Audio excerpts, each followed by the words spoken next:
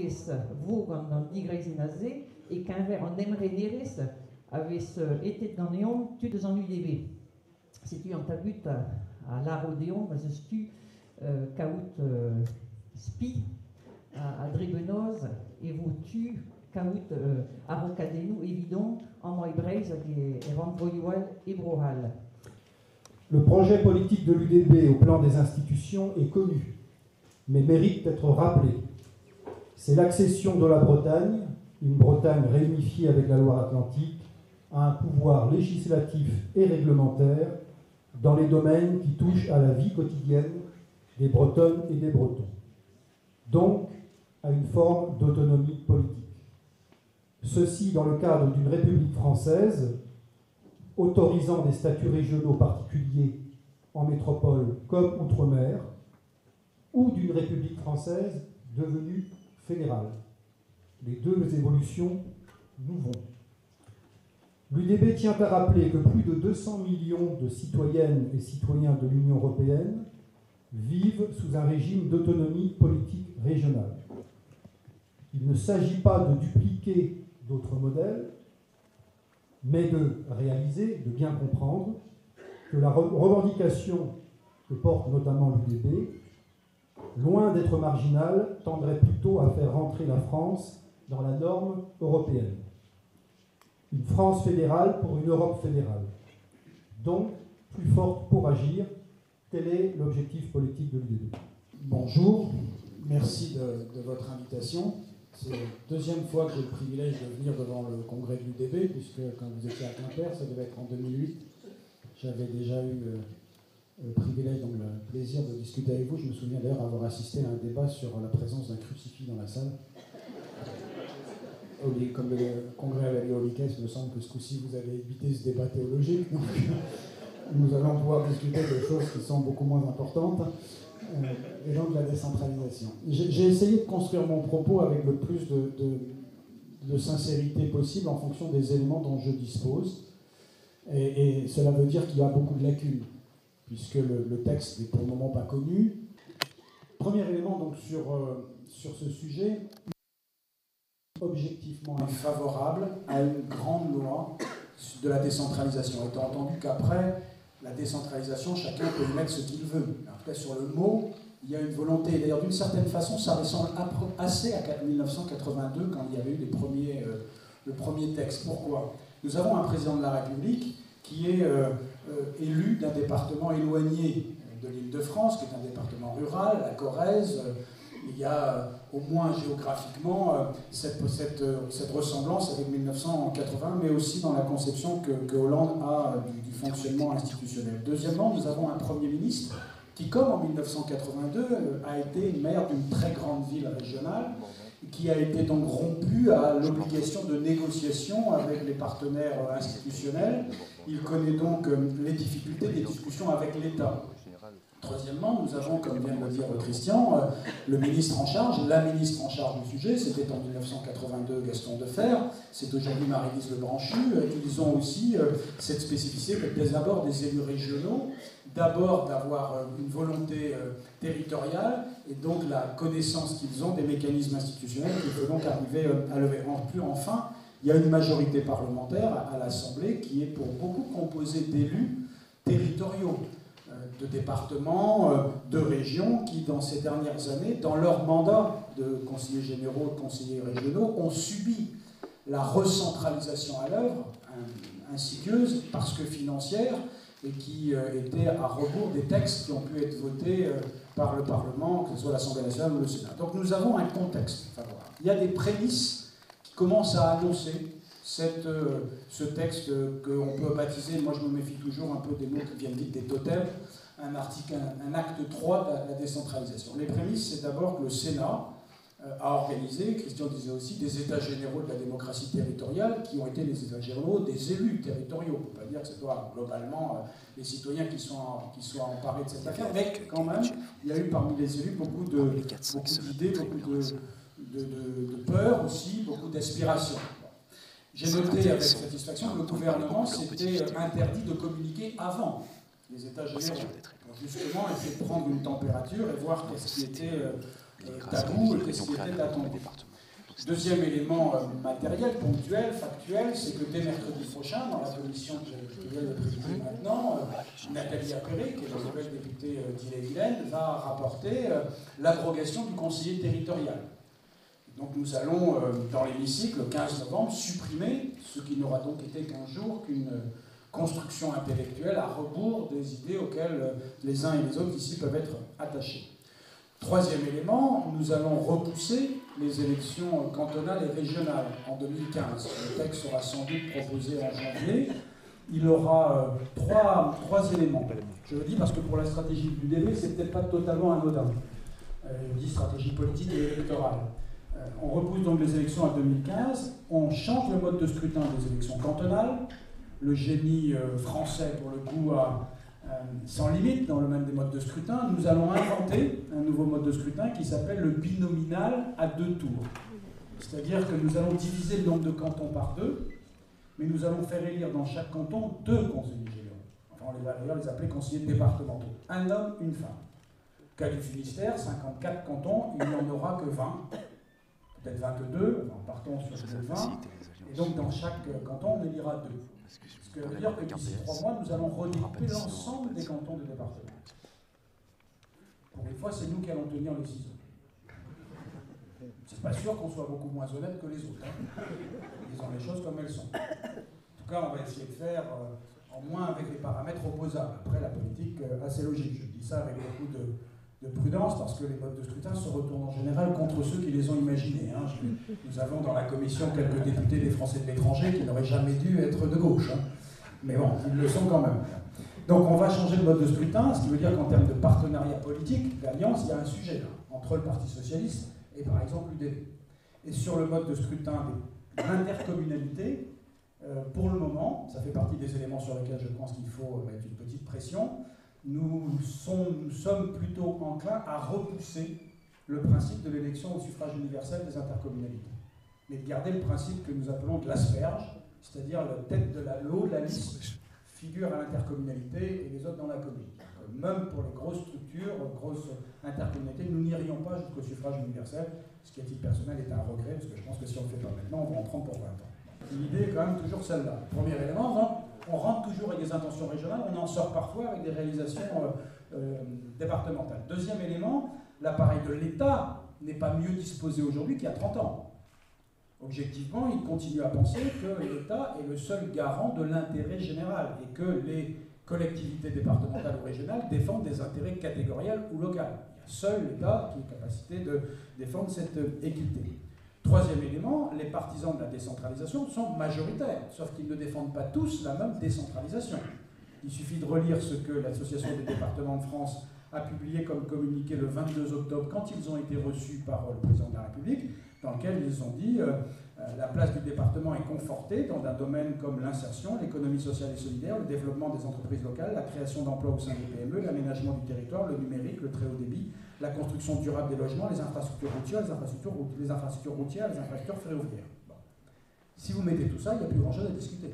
Si le département est conforté là-dedans, bon, la messe est dite pour reprendre une image religieuse qui revient avec mon propos de départ.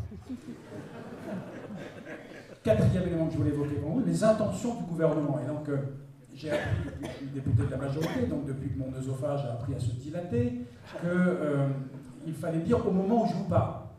Parce que c'est des trucs qui bougent beaucoup. Donc, au moment où je vous parle, il y a 3 intentions. Clarifier les blocs de compétences. C'est-à-dire sortir de la confusion des responsabilités entre l'État et les collectivités, mais entre les collectivités aussi. Affirmer, c'est en tout cas ce qui est écrit pour le moment, la pleine compétence des régions dans un certain nombre de domaines. Vous les connaissez, ça a déjà été publié. Pour l'essentiel, l'emploi et la formation.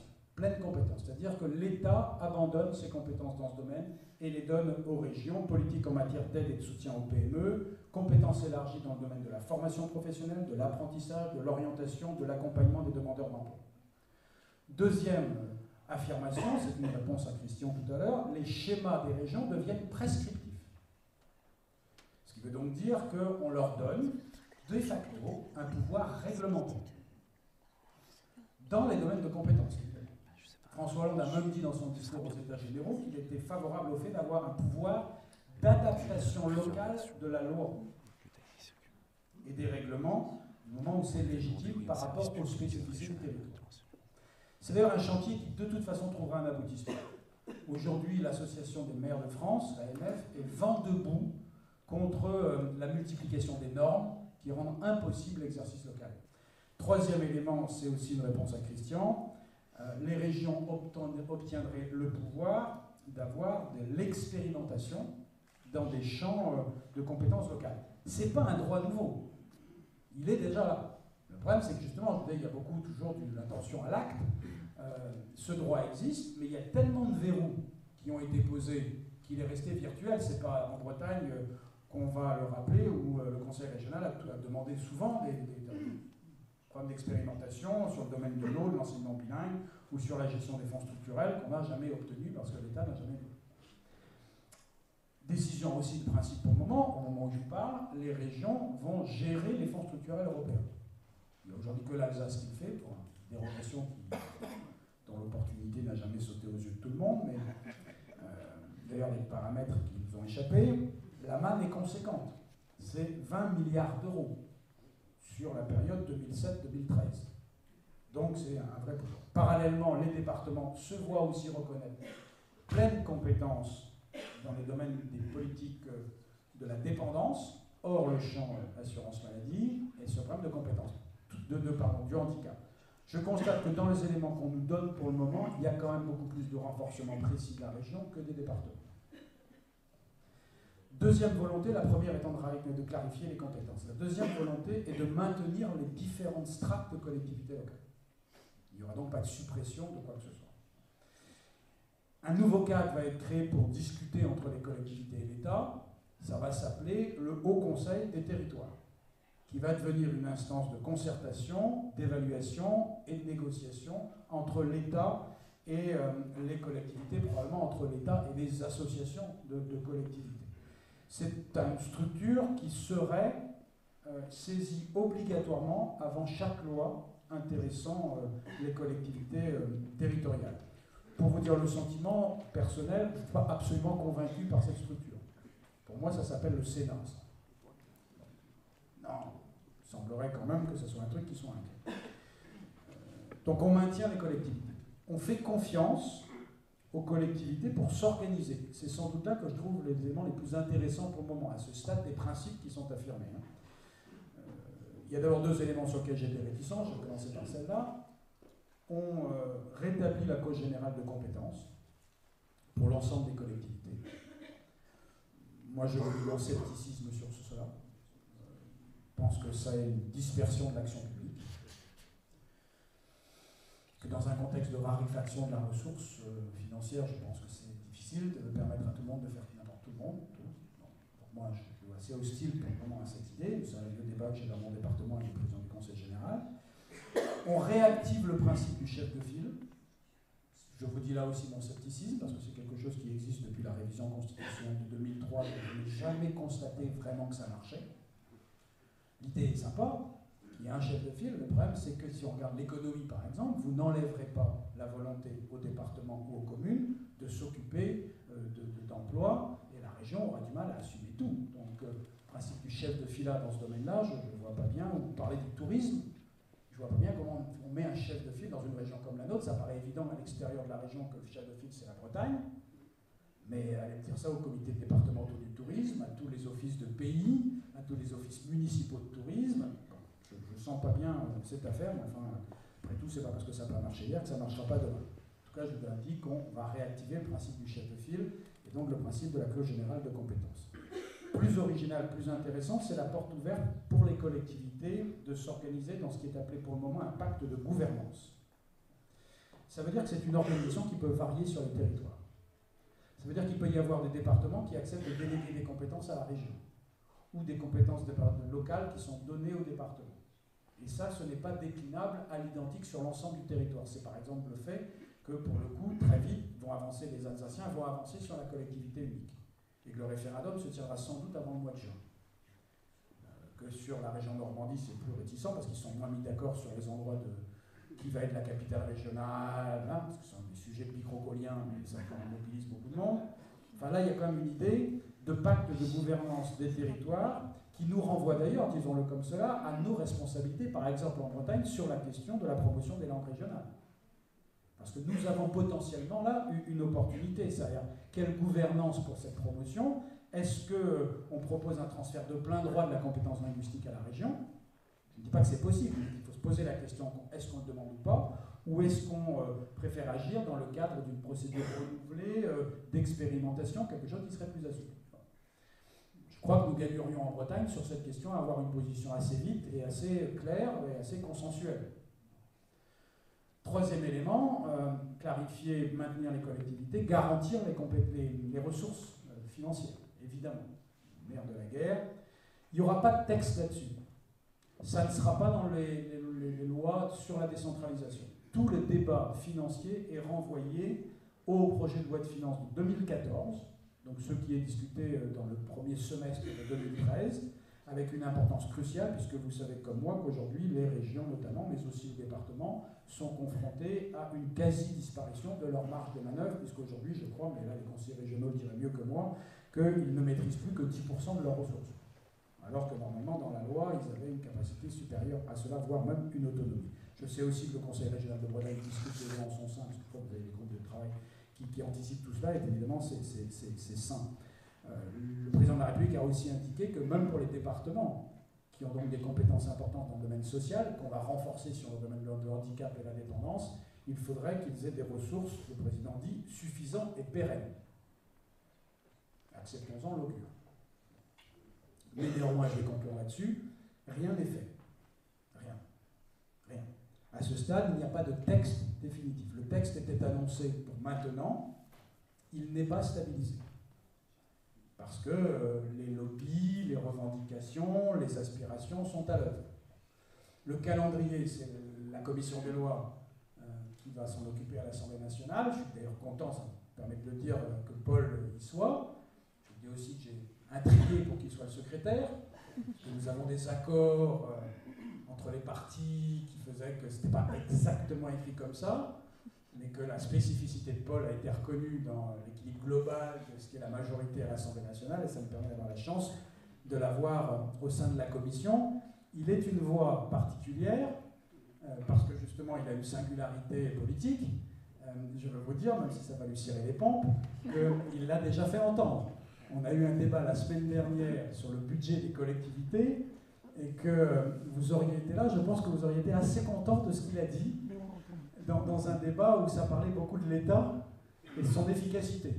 Et que si vous avez 10 minutes, allez sur le site de l'Assemblée nationale, allez chercher la vidéo, ça montrera qu'un député, même quand il est tout seul, il arrive quand même à faire entendre 2-3 trucs qui peuvent être dissonants dans l'ambiance, et au final, c'est profitable à tout le monde. En tout cas, au sein de la commission, il n'y a pas une majorité favorable à un renforcement de la région.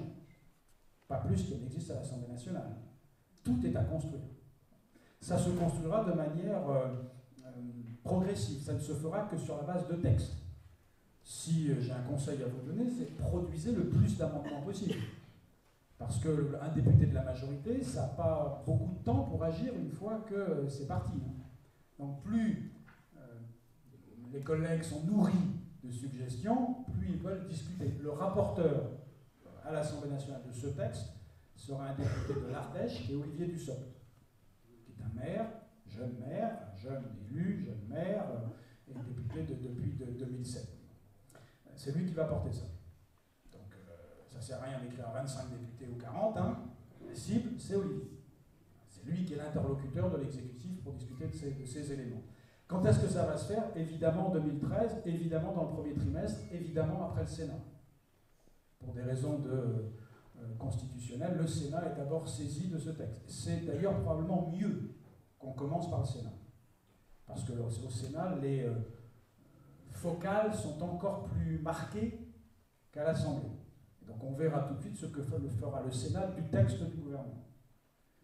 Et après, évidemment, ça sera la marge de la négociation, de l'influence et de la dynamique qui est créée.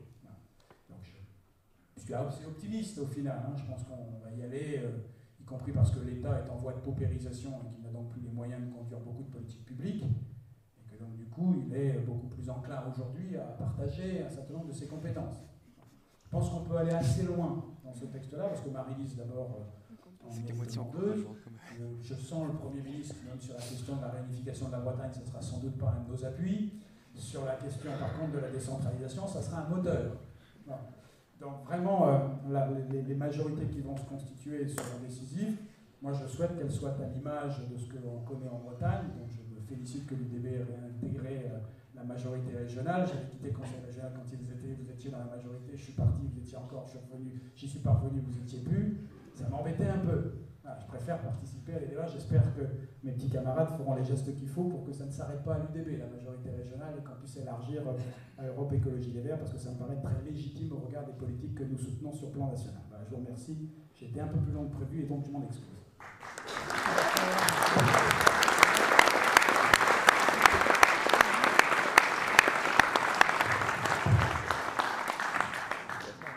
J'ai donc le redoutable privilège de passer après mon président et dont vous avez pu apprécier la faconde.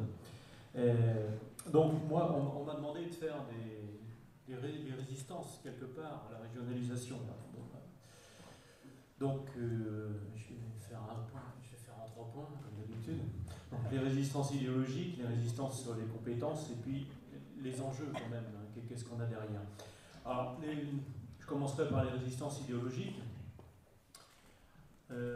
Je n'ai pas senti de résistance idéologique au fait régional. Je veux dire, on aurait pu avoir, je ne sais pas, être un mauvais français, c'est un français peut-être pour la région, ou je pense à un président de la République qui disait qu'on était un mauvais français quand on voulait la signature de la charte européenne des langues minoritaires, visiblement. Donc ce type-là, comme quoi quand on serait régionaliste ou quoi que ce soit, on serait en marge, un peu suspect de différentes choses. Bon, on a pu entendre ça à droite, à gauche. Je n'ai pas trouvé ça, en tout cas pour l'instant, de la part de mes collègues. Donc le fait régional, semble-t-il, est établi. Je crois que le fait que François Hollande aussi ait mis directement le curseur sur la région fait que ça s'impose et qu'on ne le remet pas en cause, en tout cas, pas de manière idéologique. Pas de manière idéologique. Je crois que la région aussi a fait preuve d'un certain nombre de qualités, que ce soit dans la gestion des lycées, dans l'aménagement, enfin, de pas mal de choses. Et ça laisse en fait l'impression que la région est effectivement un bon échelon d'aménagement du territoire, globalement. Donc je dirais pour l'instant, il n'y a pas de problème au fait régional. Alors évidemment, il y a un mot quand même qui fait débat, c'est effectivement si on emploie des mots un peu forts, genre fédéral. Ça reste quand même un gros mot.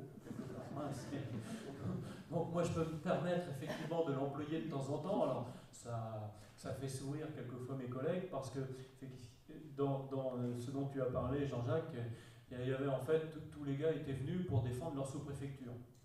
Et ils étaient, le rôle de l'État dans les territoires, etc. Il ne faut pas que l'État s'en aille des territoires, patati patata. 1 fois, 2 fois, 3 fois, 4 fois. J'ai fini par redemander la parole pour dire, bon écoutez, c'est gentil, mais quelque part, vous êtes tous des élus locaux, je veux dire, on a l'impression que vous avez peur de prendre le pouvoir et d'avoir, et vous faites, finalement, vous êtes comme des orphelins, qui sont en train de demander de l'État. Enfin, je leur ai dit, non, c'est à vous d'y aller, quoi. Et puis, en gros, les sous-préfectures ne servent plus à grand. Puis, il y a des collectivités de proximité, le département, les intercos, la commune. Avec, à un moment donné, j'ai senti une charge sur les intercommunalités de la part du département. Donc, charge qui peut effectivement se comprendre, parce que quand on voit un certain nombre de services que l'État avait autrefois, si on prend l'ancienne DDE, la DDTM aujourd'hui, quand on voit tout ce qui est fait au niveau de l'intercommunalité maintenant, parce que les communes ont été vidées d'une partie quand même de leurs pouvoirs qui sont passés aux intercommunalités, parfois même l'école est passée intercommunale, il y a des intercommunalités où ça se fait, souvent la commune a gardé la compétence de l'école, mais pas toujours. Donc je disais les déchets, l'économie locale, donc les intercommunalités effectivement prennent de plus en plus d'importance, même quelque part au détriment du département d'un côté et des communes de l'autre. quelque part la bonne échelle pour régler ce genre de choses. Donc le département se sent un peu coincé entre la région au-dessus, les intercommunalités en dessous, et se demande un peu finalement à quelle sauce il va être mangé. Alors il est très probable qu'ils vendent cher effectivement leur pouvoir, parce que leurs compétences. Alors ils ont très peur d'avoir une tutelle de la région, donc ils réaffirment le fait qu'une collectivité locale ne peut pas avoir de tutelle sur une autre collectivité locale, ce qui effectivement, on se demande un peu le terme chef de file, à quoi ça peut servir. Effectivement, s'il n'y a pas à un moment donné, si la région ne peut pas avoir un petit pouvoir, éventuellement dire ben non, le schéma est comme ça, donc à partir de ce moment-là, je pense par exemple à la fibre optique. Chaque département a son propre. La région a fait, en Bretagne en particulier, son schéma pour la fibre optique. Il a fallu que les départements fassent quelquefois le leur, et finalement ils ont dû le mettre, je pense en particulier au Morbihan, il a fallu l'adapter par rapport à celui de la région. Mais au départ, chacun fait la même chose. Enfin, c'est pas très cohérent tout ça. L'histoire de la compétence générale, effectivement, ils y tiennent. Ils y tiennent. Et alors, on peut, à partir du moment où il y a des compétences qui sont obligatoires, on peut réserver la compétence générale, effectivement, à une collectivité. Alors ça pose le problème derrière de l'adaptabilité des normes. On a eu un collègue qui a proposé, il n'y a pas très longtemps, une loi comme quoi l'adaptabilité des normes se ferait à tous les échelons, toutes les collectivités locales, y compris les syndicats intercommunaux, etc. Alors, on a fait remarquer que ça faisait quand même beaucoup tout ça. Et que dans les pays qui étaient des pays fédéraux, en fait, des États fédéraux, eh bien, c'était réservé à l'État d'une part et aux régions d'autre part. Donc là, c'était peut-être un petit peu de trop. Alors, dans les enjeux qui me semblent importants, c'est deux choses. L'expérimentation, mais derrière les pouvoirs réglementaires, c'est-à-dire l'adaptabilité des normes. Quel niveau? Pour nous, ça paraît évident que c'est l'échelon régional qui doit l'avoir, parce que, contrairement à ce que disait notre ami tout à l'heure des départements de France, la région, c'est à la fois la proximité et la stratégie ensemble. Et ça me paraît être la bonne, pour moi, en fait, la bonne collectivité locale pour ça. Parce qu'on peut encore avoir, et pour être breton et avoir sillonné la Bretagne pendant pas mal d'années, et je le fais encore, donc on a la proximité, on l'a. Pour moi, évidemment, le Trégor ou le Vantais ou le Vitré, tout ça, il n'y a pas de problème. Je vois bien les différences qu'il y a. Donc l'échelon régional me paraît tout à fait pertinent. Il n'y a pas forcément besoin des départements pour ça. Donc la proximité, la région l'a fait, à mon sens. Et avec les politiques, avec les pays, ça se fait. Et stratège aussi, parce qu'effectivement, quand on regarde, vous voyez, on en discutait il n'y a pas très longtemps au niveau des lignes de chemin de fer. Vous ne pouvez pas penser une ligne de chemin de fer, des lignes de chemin de fer en Bretagne, département par département. Ça n'a aucun sens. Vous êtes même obligé forcément de mettre la Loire-Atlantique. Ça ne peut pas être autrement. Donc il y a un ensemble régional qui paraît très cohérent. Alors le problème qui se posera en dernier, à mon sens, c'est le budget. Parce que forcément, quelles que soient les ambitions que l'on a, quels que soient les pouvoirs que l'on a dans la loi, tout ça sera limité par l'argent qu'on aura pour les mettre en place. C'est-à-dire que, effectivement, il y aura la loi, mais après, il y aura la loi de finances. Et là, c'est quelque chose d'important, c'est-à-dire le transfert des compétences, c'est une chose. Après, il y aura le transfert des moyens.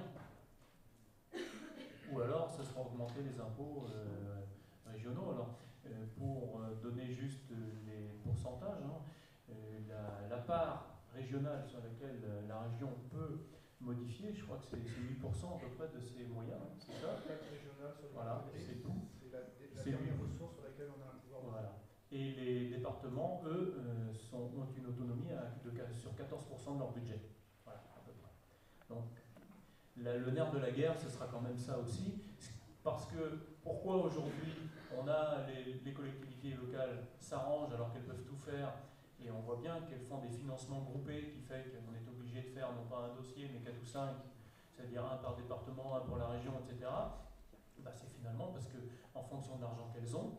Alors, elles ont toutes les compétences, elles ont l'argent, et puis bon, elles dispatchent comme ça. Le jour où ce sera plus clair, avec des compétences claires, avec un chef de file éventuellement, mais bon, à ce moment-là, on n'aura peut-être pas besoin de faire 3 ou 4 dossiers, et ce genre de choses. Donc là, les économies, ça passe aussi par ce genre de choses. Et ça, je crois qu'on en est conscient. Je pense que le gouvernement en est conscient aussi. C'est-à-dire que si on veut utiliser nos fonctionnaires là où il y en a besoin, dans l'enseignement, dans la sécurité, dans l'hôpital, il y a des doublons effectivement dans l'administration d'État qu'on peut faire sauter, et y compris dans les autres administrations départementales ou régionales. Voilà. Je vous remercie.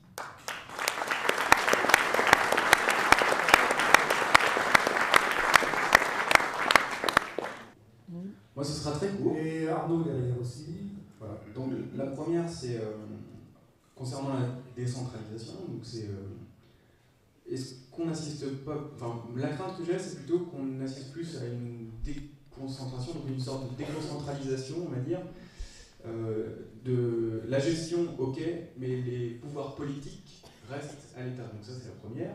Et la seconde, pour éviter que les gens de Bretagne administrative soient qualifiés avant que les camarades de Loire-Atlantique la posent. Au-delà de l'incantation, qu'est-ce qu'on peut espérer gratter au niveau de la réunification et comment? Oui, Jean-Jacques a parlé du pactole que représentaient les fonds européens. Seulement, on a une question. Apparemment, la PAC ne serait pas inclue dans ce pactole, si on peut dire qu'il n'en est pas un, d'ailleurs, parce que c'est de l'argent qui nous revient. Oui, alors même si ce n'est pas une collectivité territoriale, on n'a pas parlé des spécificités bretonnes des pays. On voit bien que lors de la réforme Sarkozy, il y avait un flou artistique qui disait on ne va pas les supprimer, mais on ne va pas en créer de nouveaux. Donc déjà que c'est une annonce un petit peu ça fait part de l'essai quand même quelque part. C'est quand même une structure qui nous est spécifique en Bretagne, puisque les 20 villes de Bretagne travaillent beaucoup avec la région, notamment par rapport au contrat État-région et aussi au contrat leader. Est-ce que de favoriser un petit peu les pays, ce ne serait pas aussi une alternative au département? Là, on a bien vu que pendant tout l'automne, c'est généralement la saison des assemblées générales des associations d'élus, de quel niveau que ce soit, et pour avoir assisté à certaines, j'avais l'impression que, notamment Marie-Lise Lebranchu, son discours était en fonction des gens qui étaient dans la salle. Quand c'était devant des conseillers généraux sur le département, garder tout son avenir. Après, moi j'ai participé à l'Assemblée générale de la DCF à Biarritz. On avait des discours un petit peu géométrie variable suivant les publics qui étaient devant elle. On voudrait savoir comment ça va si on peut faire une réforme territoriale sans supprimer un échelon. Si vous voulez des réponses, je vous invite à faire des questions concises. Alors oui. Et ensuite, oui, bonjour. J'aimerais bien savoir quelle est l'influence réelle du ministère de l'Intérieur sur le dossier de la décentralisation. Parce que d'un côté, on a Marie-Lise Lebranchu qui nous dit qu'elle serait plutôt d'accord pour une collectivité basque, par exemple. Et de l'autre côté, Manuel Valls qui nous dit non, pas question, et qui lit ce problème à Sud Théâtre de manière assez irresponsable, je pense. Donc voilà, j'aimerais savoir si ce genre de propos, c'est seulement d'affichage ou si... Est-ce qu'on peut y le temps ou la qualité de ça marche? Peu importe. Bonjour, c'est un peu fort, non? Donc Arnaud Maille, je suis membre de l'UDB et aussi du collectif 44 Brest, donc je voulais aussi rebondir sur ce que disait Gaël, sur qu'est-ce qui a gratté. Donc nous on est conscient que pour nos élus c'est plus pratique de défendre la réunification ou du moins de la porter sur un débat national ou régional s'il y a une mobilisation populaire. Or en ce moment il ne se passe pas grand chose. Donc nous on va organiser une manifestation à Morlaix, donc la ville de Marie-Lise Lebranchu, le 15 décembre prochain, donc je vous appelle à être le plus nombreux possible. Et ce que je voulais savoir c'est si vous pourrez déjà si vous pouvez être présent, et si vous pouvez aussi vous en emparer aussi, comme a pu le faire par exemple François de Rugy, bon c'est un peu différent, mais pour le coup porter ça au niveau national également à l'Assemblée.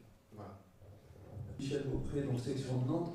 Moi je voudrais savoir si justement, au moment où on parle du débat de décentralisation, il y a eu une réflexion qui s'est faite sur le découpage administratif de la France. Tout à l'heure, on a parlé du Pays Basque, on a parlé de l'Alsace, on parle de la Bretagne et de la Loire-Atlantique, la Bretagne et ses 5 départements. Donc je voudrais savoir si effectivement on s'est engagé au départ à se dire mais est-ce que le découpage de 1972 est effectivement un découpage qui correspond aux réalités, ou est-ce qu'après 40 ans d'expérimentation, on se rend compte qu'il y a des choses qui ne collent pas, comme justement la Loire-Atlantique qui n'est plus avec la région Bretagne. Je pense vraiment que la Bretagne, dans ce débat, n'a pas une place commune. Nous sommes regardés de manière différente d'autres régions, pour au moins 3 raisons. La première, c'est que notre région est vue, y compris par ceux qui n'y habitent pas, comme étant une région qui a une cohérence et une identité qui est donc une force. Même ceux qui ne l'aiment pas le constatent. La deuxième raison, c'est que la gauche n'a jamais été aussi forte en Bretagne. Et que la présence au Conseil des ministres de Jean-Yves Le Drian, de Maryse Lebranchu, de Stéphane Le Foll, au Parlement je n'ai pas dit Benoît Hamon, mais j'aurais pu dire Benoît Hamon, mais Héros, je ne le mets pas comme étant dans ceux sur lesquels il y a... Je respecte l'altérité de chacun. C'est quelqu'un qui soutient et donc, y compris au Parlement, les députés bretons, nous représentons 10% du groupe socialiste.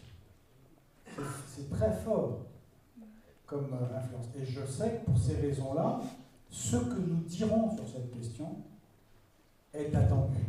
Donc ça nous donne une responsabilité collective. Et quand le Conseil régional fait en son sein déjà des travaux, ça n'a pas vocation à finir simplement dans l'hémicycle du Conseil régional. Ça, c'est la deuxième raison. La troisième raison, c'est qu'on ne comprendrait pas que la Bretagne n'ait pas un message qui soit solide sur cette question. Parce que si les Bretons ne portent pas le contenu de la décentralisation, je ne sais pas qui va le porter. Vient en écho de cette conviction-là le fait que les ministres qui traitent ce sujet, singulièrement Maryse Lebranchu, sont quand même extrêmement attentifs à la dynamique des territoires. Nous n'aurons pas un Big Bang de la décentralisation. Je suis d'ailleurs assez admiratif avec ce que je vois aujourd'hui de ce qui s'est fait en 1982. Parce que la décentralisation de 82, elle avait une force incroyable dans sa simplicité. À l'évidence, nous ne ferons pas quelque chose de simple. Parce que ça s'est complexifié, parce que aussi les collectivités locales sont plutôt aujourd'hui globalement dirigées par la majorité nationale, et que donc du coup il faut faire des arbitrages et que c'est plus compliqué. Et donc du coup, l'idée que les collectivités, ça répond à plusieurs de vos interrogations, que les collectivités peuvent s'organiser de manière différente en fonction des enjeux, ça je pense que c'est porteur de quelque chose d'intéressant. Et bizarrement, d'ailleurs, c'est les Alsaciens qui sont plutôt en avance sur cette question. Et pourtant, les choses n'étaient pas simples. Je suis allé à Colmar il n'y a pas très longtemps. C'est pas unanime, la volonté de une collectivité unique. Mais c'est majoritaire, visiblement, au moins parmi les élus. Je ne sais pas, la population dira ce qu'elle veut au moment où elle veut. Mais cette logique de dire qu'il peut y avoir une période pendant laquelle les collectivités s'emparent de sujets et s'organisent et se font des propositions mutuelles pour des transferts, ça je pense que c'est une dynamique dont on mesurera, si on l'amène jusqu'au bout, la cohérence. Ça répond à la question sur qu'est-ce qu'il y a à gratter en matière de réorganisation des territoires. Y compris parce que l'État, je le vois sur l'Alsace, l'État adaptera son organisation à ce qui sera la structuration du territoire. S'il y a une collectivité unique alsacienne, il n'y aura pas le département du Haut-Rhin et le département du Bas-Rhin. Ben pour le coup, le ministre de l'Intérieur l'a dit à Colmar quand on y est. L'État s'adaptera. Donc, est-ce que ça répond à la dernière question? Est-ce qu'on tient compte de ce qui s'est passé? Si les territoires ont une offre alternative, l'État suivra. Surtout si l'État a le sentiment qu'il peut y faire des économies. C'est comme ça que ça se passe. Est-ce que la question de Gaël sur la déconcentralisation, le pouvoir politique, très honnêtement, il va être transféré aux collectivités sur les compétences qu'elles ont. Si on rentre dans cette logique qui est déjà latente du pouvoir réglementaire dans les régions. Le pouvoir politique, il est dans les régions. Il est aussi dans les départements, en fait, il est local. D'ailleurs, il y a déjà beaucoup, il n'y a pas que l'Île-de-France qui a un pouvoir normatif. Nous avons par exemple en Bretagne, sauf erreur de ma part, une manière sur les écoles d'infirmières, sur la scolarité des écoles d'infirmières, qui est gratuite dans la région, ce qui n'est pas le cas dans les autres régions. Parce que le Conseil régional l'a décidé ainsi. Donc il y a déjà des adaptations qui sont faites et elles demandent probablement qu'à prospérer. Sur les pays, nous avons une vision là qui est déformée en Bretagne. Parce que les pays en Bretagne sont les interlocuteurs du Conseil régional. Donc en réalité, la force des pays est liée au choix du Conseil régional d'avoir comme interlocuteurs les pays et pas les départements ou les intercommunalités. Ça n'a pas été fait ailleurs. Ce qui fait qu'ailleurs, j'ai signé je ne sais plus quand, en 2008, un rapport sur les collectivités dans lequel je plaidais pour la disparition des pays. Parce que dans les autres régions, les pays, ce n'est qu'une structure bureaucratique supplémentaire, avec des personnels supplémentaires, avec des compétences qui peuvent être parfaitement assumées par d'autres. Donc je ne condamne pas les pays, je dis qu'en Bretagne, ils ont une spécificité, et si nous décidons d'en faire des interlocuteurs, justement dans cette logique d'organisation, pourquoi pas? Mais je ne crois pas qu'il faille se prononcer sur la pertinence de déploiement partout du phénomène breton, parce que justement, c'est la force régionale, le Conseil régional, qui a décidé d'en faire un interlocuteur. Sur les discours à géométrie variable, ils sont évidemment aujourd'hui à géométrie variable. C'est évident. Justement parce que rien n'est encore stabilisé. Et que c'est le moment où on est dans le haka rugbyistique. Chacun monte ses muscles pour le moment. On essaie de faire peur aux gars d'en face. Hein. Donc on claque les mains sur les cuisseaux et on tire la langue. Hein. Tout le monde fait ça en ce moment. En disant attention, et Paul l'a très justement dit. Je vais finir pour laisser un tout petit bout à Paul. Sur la collectivité basque et les propos de Manuel, je ne suis pas certain que ce soit les propos les plus pertinents que le ministre de l'Intérieur ait pu poser ces temps derniers. Il y a d'ailleurs à mes yeux une contradiction, c'est qu'on ne peut pas dire oui à la collectivité alsacienne et poser une fatwa sur une collectivité basque. Surtout quand on est dans la logique que je disais, c'est-à-dire celle de l'expérimentation dans les territoires. Moi, je crois vraiment que c'est là qui est, à mes yeux, la vraie originalité des textes à ce stade, c'est celle qui est la plus potentiellement intéressante. C'est que l'État accepte de dire, peut-être qu'il y a une intelligence territoriale qui peut produire une organisation différente suivant les pays.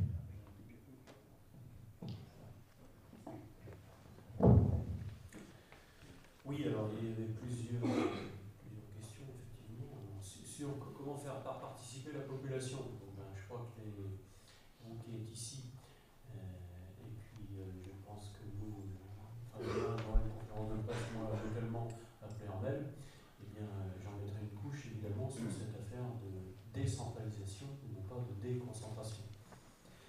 Donc, je crois que le Conseil régional s'est emparé de la chose.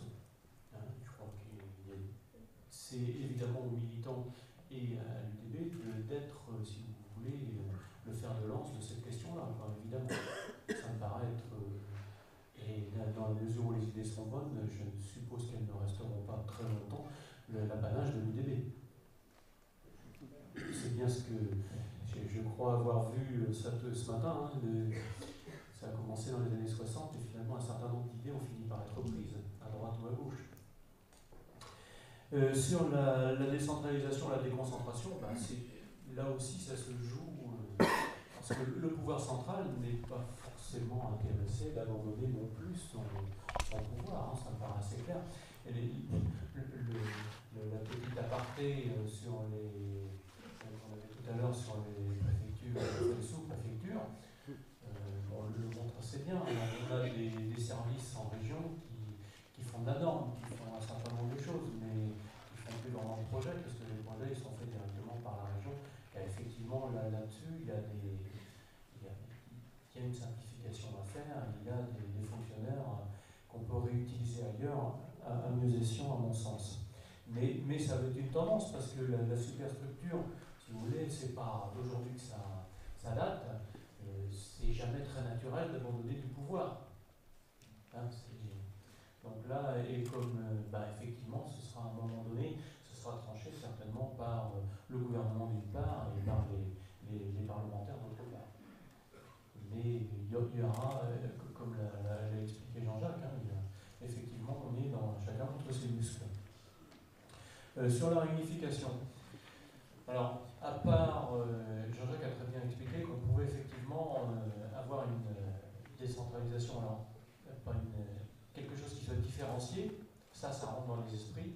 Après, la recomposition territoriale, à part si jamais la Loire-Atlantique demain décide avec M. Bourgelet que on va profiter de cette loi pour effectivement revoir les frontières à la fois des Pays de Loire et de la Bretagne, mais je ne crois pas que ce soit à l'ordre du jour. Ça me paraît délicat. Donc, ce qu'il va falloir, c'est de mettre dans la loi, préparer l'avenir dans ces cas-là. C'est-à-dire mettre des possibilités, dire que les collectivités locales, quand elles sont d'accord, et en essayant de simplifier les procédures, c'est-à-dire de ne pas en rajouter comme le fait l'amendement de Lège. De simplifier de façon à ce que quand un département se met d'accord avec une région ou la région d'accueil, eh bien, ça puisse se faire. Que l'on puisse redécouper éventuellement les régions sans forcément parce que ce qu'on nous avait proposé, c'était de mettre la région Bretagne et les Pays de Loire ensemble.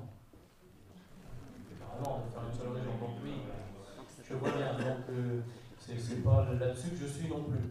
Donc c'est un redécoupage du type que celui que B5 a proposé. Il faudra effectivement le populariser davantage. Bon, ça c'est notre rôle. Alors pour Morlaix, je vais voir. La date, c'est quand déjà ?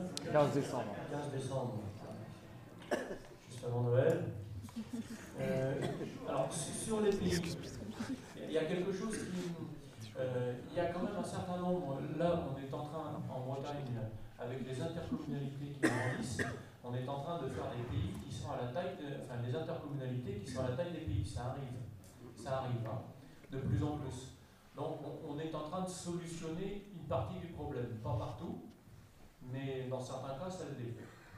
Et effectivement, dans ces cas-là, on va voir les deux pourraient fusionner à un moment donné. François Hollande s'était quand même très peu avancé sur ce genre de choses. Il avait dit qu'en gros, on gardait moi ce que j'ai entendu en tout cas, on gardait les échelons et on gardait aussi les découpages. Par contre, effectivement, on clarifiait les compétences. Voilà en gros moi ce que j'aurais à dire là-dessus. Et la PAC, pour la PAC, alors la PAC, comme c'est parti, parce que je suis un peu, l'idée c'est d'avoir des grandes régions avec le même type d'agriculture. De façon... Oui, non, parce que si vous voulez, on est dans la discussion sur les droits à paiement unique. Et ces droits à paiement unique, effectivement, quand on a 400 hectares dans la Beauce et qu'on a à peu près 400 € à l'hectare, enfin voire un peu moins, et qu'on a 30 hectares du côté de Questembert et qu'on a 350 € par hectare, forcément, ça ne donne pas tout à fait les mêmes revenus. Donc l'idée d'avoir des grandes régions par rapport à la spécificité agricole, par contre ce qui n'est pas débattu, c'est après comment on fait la répartition. Est-ce qu'on la fait par grande région, on donne une somme, et après les différentes régions, là-dessus c'est pas acté. Merci d'avoir répondu de manière aussi franche et claire. Je pense que le message est bien passé. Les démocrates en Bretagne comme dans l'ensemble de la France seront très attentifs à l'évolution du sort d'Aurore Martin.